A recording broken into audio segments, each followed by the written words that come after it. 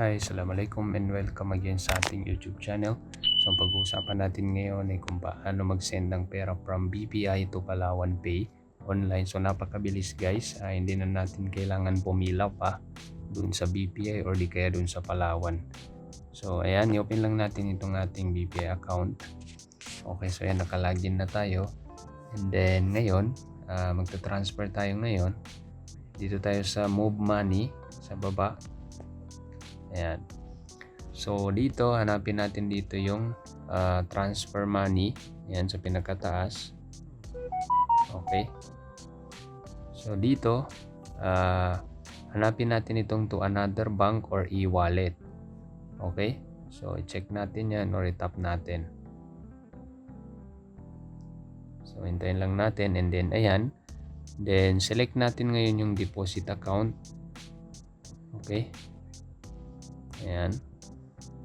And then next, dito tayo sa another bank or e-wallet. So yung destination natin, yung source account, and then itong second naman is destination account kung saan natin isi-send yung pera natin. So select lang natin. Ayan. Okay, so ulitin natin. So hanapin natin dito yung Palawan Pay. So nandito lahat. Ayan. So meron dito mga international. Ayan. So letter P, hanapin natin yung letter P. Ayan. So Palawan Pay, ayan.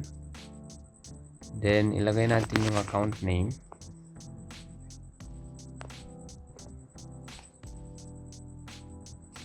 Okay.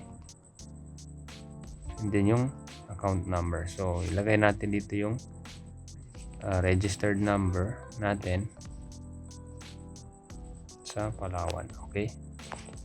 So, ilagay natin yung amount. Ayan.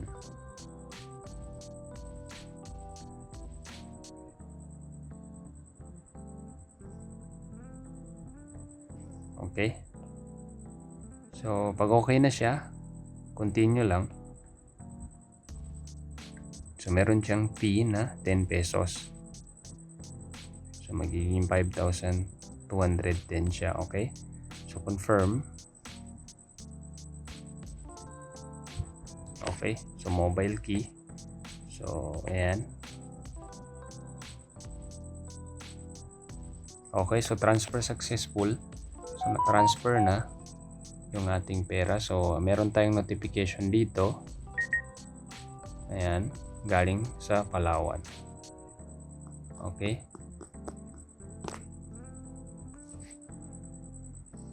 So tingnan natin dito. Ayan. Suki. Nakatanggap ka ng 5. Okay. So ayan na.